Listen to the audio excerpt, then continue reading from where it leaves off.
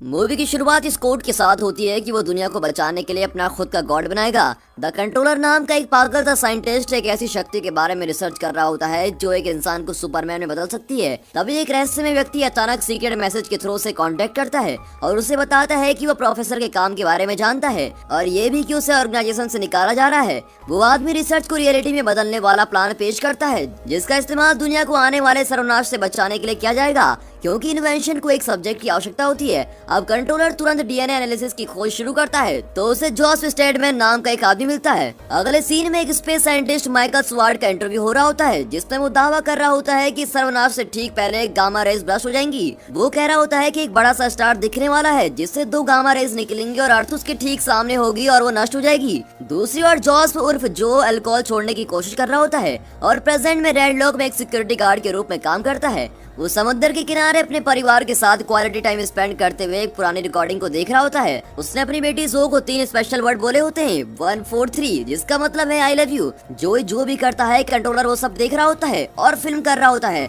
तब उसे पता चलता है कि जोई डिप्रेशन के लिए मेंटल ट्रीटमेंट ले रहा है और उसको एंगर कंट्रोल की भी समस्या है। अब जो दुर्भाग्य से अपने पिता के लिए चीजों को केवल वर्ड्स बना रही होती है। उसे लगता है कि उसकी माँ की मौत के लिए भी उसके पिता जोई जिम्मेदार हैं, इसलिए वो उनसे नफरत करती है। अब हैरानी की बात तो ये है कि वो माइकल के साथ रिलेशनशिप में है और दूसरी ओर जो की छोटी बहन रेहा एक ड्रग एडिक्ट हो गई है और लगातार एक दलाल निको द्वारा इस्तेमाल की जा रही है। कंट्रोलर के आदमी जोई की बेटी की हरकतों को फॉलो करके उसको ट्रैक कर रहे होते हैं। लाइब्रेरी में माइकल किसी ऐसे व्यक्ति को खोजने की बात कर रहा होता है जो मानव जाति के लिए ऑप्टिमिस्टिक फ्यूचर की पॉसिबिलिटी को बढ़ा सकता है। एक रिकॉर्डिंग से पता चलता है कि जोई की पत्नी की मृत्यु से पहले उनका एक हंसता खेलता परिवार हुआ करता था।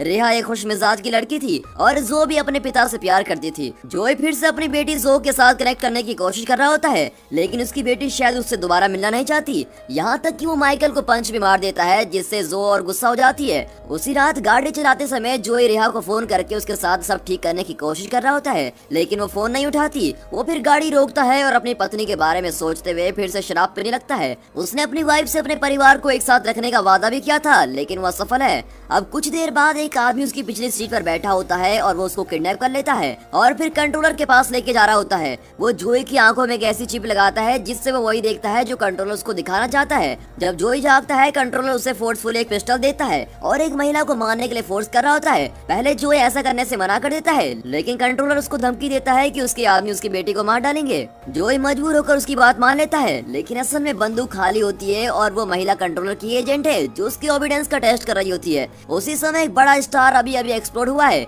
और रेज अब अर्थ की ओर बढ़ रही होती हैं। जोई जागता है और कंट्रोलर को बताता है कि वो अपने बॉस के घर में घुस गया है। उसका बॉस चार्ल्स रेडलॉक का प्रेसिडेंट है। जोई अंदर घुसने में सफल हो जाता है और चार्ल्स को उसे अपने सेफ में ले जाने का ऑर्डर देता है जहाँ उसने लैपटॉप रखा होता है। फिर वो अपनी उंगली को फिंगरप्रिंट सेंसर पर स्कैन करता है तो देखता है कि वो मैच कर रहे होते हैं। चार्ल्स को जैसे ही मौका मिलता है तो वो जोई को मारता है और उसकी बंदूक छीन लेता है। वो इम्प्लांटेड चिप को देखता है और समझ जाता है कि इसके पीछे कंट्रोलर का हाथ है। दरअसल चार्ल्स कंट्रोलर का बॉस था और वो कंट्रोलर को प्रोजेक्ट से निकालने का कारण ये बता रहा होता है कि वो बहुत खतरनाक प्रोजेक्ट था। उसके बाद चार्ल्स की एक ड्रोन द्वारा गोली मारकर हत्या की जाती है। अब जोई को डेड चार्ल्स का अंगूठा काटने का ऑर्डर दिया जाता है तो वो बिल्कुल वैसा ही करता है और वहाँ से भाग जाता है। वो अपने मिशन को जारी रखता है। इस बार कंट्रोलर ने उसे रेडलॉक के हेड ऑफिस में जाने का ऑर्डर दिया होता है। वहाँ पहुँचने पर उससे एक मास्क पहनने के लिए कहा होता है और तभी एक ड्रोन गैस बम गिरा रहा होता है जिससे तुरंत रेडलॉक के सभी कर्मचारियों की मौत हो जाती है। कंट्रोलर बता रहा होता है कि उसकी लाइफ से ज्यादा इम्पोर्टेंट दुनिया को बचाना है। फिर जोई मेन फैसिलिटी में जाता है जहाँ वो अपने बॉस के अंगूठे का इस्तेमाल करके एक दरवाजा खोल रहा होता है जो उसे एक बड़े से जनरेटर की ओर लेके जाता है। फिर जोई एक बड़ी सी डिवाइस के अंदर जाता है। जनरेटर काम करना शुरू करने लगता है और बहुत ही ब्राइट लाइट क्रिएट कर रहा होता है जिससे जोई के शरीर में डीएनए सीक्वेंसेस बदलने लगती है और कुछ ही समय बाद जनरेटर में विस्फोट हो जाता है और कंट्रोलर अपनी हाई पावर को रिपोर्ट करता है कि मिशन सक्सेसफुल है। यहाँ जो टीवी पर न्यूज देखती है और अपने पिता के साथ के बर्ताव पर पछता रही होती है। एल्यूमिनियम फॉइल से ढका जोई अपने घर में जाता है और उसे रियलाइज हो रहा होता है कि उसके पास अब सुपर पावर्स हैं।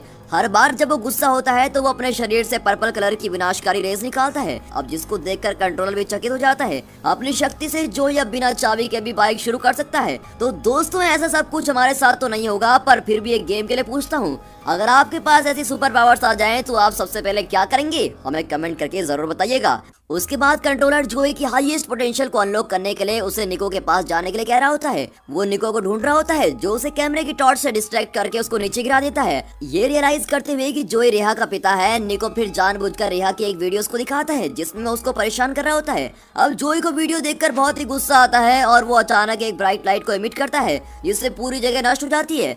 लेकिन कंट्रोलर अभी संतुष्ट नहीं होता क्योंकि जोई ने अभी भी रिक्वायर्ड स्ट्रेस लेवल को डेवलप नहीं किया है। निको का दोस्त उसको मारने की कोशिश कर रहा होता है लेकिन जोई सुपर पावर से गोलियों से सुरक्षित है। अब निको फिर अपनी कार से जोई को मारने की कोशिश कर रहा होता है लेकिन वो गामा रेज प्रोड्यूस करता है जो निको को तुरंत मार देती है। कुछ देर बाद पुलिस उसे गिरफ्तार कर रही होती है। अब जो को पूछताछ के लिए लाया जाता है। पुलिस को लगता है कि जो एक आतंकवादी है। कंट्रोलर उसे ये कहने का ऑर्डर देता है कि उसने 4 रिवर शिपयार्ड में बम लगाए हैं जिससे वे घबरा जाते हैं और वे तुरंत शिपयार्ड जाने लगते हैं। अब कंट्रोलर तब जोई को बताता है कि उसे पुलिस के जाने से पहले वहां पहुंचना होगा वरना वे विस्फोट से मारे जाएंगे। फिर वो पुलिस स्टेशन से भागता है और चोरी की कार से शिपयार्ड की ओर जा रहा होता है लेकिन और पुलिस ऑफिसर उसके पीछे आ रहे होते हैं तो वो अपनी शक्ति से एक लाइट ब्लास्ट में बदल जाता है और लाइट की स्पीड से ट्रेवल करता है।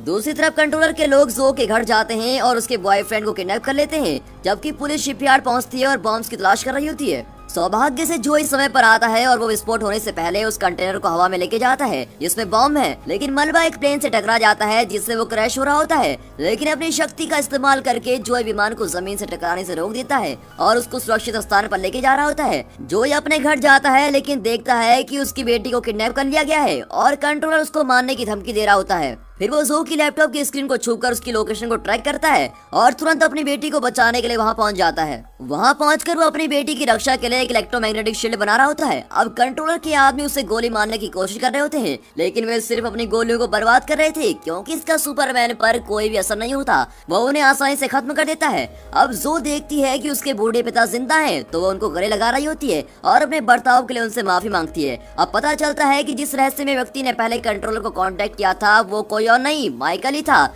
इस बीच गामा रेज अर्थ की ओर करीब आ रही होती हैं। ये रियलाइज करते हुए माइकल तुरंत एक पिस्टल लेता है और जो को उसके पिता के सामने गोली मार देता है और ये देखकर जोई को गुस्सा आता है और वो उसको मार डालता है। जोई जानता है कि वो अपनी बेटी को बचाने में असफल रहा। फिर वो अपनी पत्नी की मृत्यु के बाद उसे अकेले छोड़ने के लिए उससे माफी मांग रहा होता है। अब कंट्रोलर के लोग रेहा को ढूंढते हैं और उसको भी मार डालते हैं और कंट्रोलर इसे जोई को लाइव प्रसारित कर रहा होता है। अपनी बेटियों की मौत से जोई का गुस्सा पीक लेवल तक पहुंच चुका है और वो बहुत सारी पर्पल लाइट को एमिट करने लगता है जो पूरी अर्थ पर फैल रही होती है। लाइट आउटर स्पेस तक पहुंच जाती है और इलेक्ट्रोमैग्नेटिक बैरियर बना लेती है जो अर्थ को पूरी तरह से ढक रहा होता है।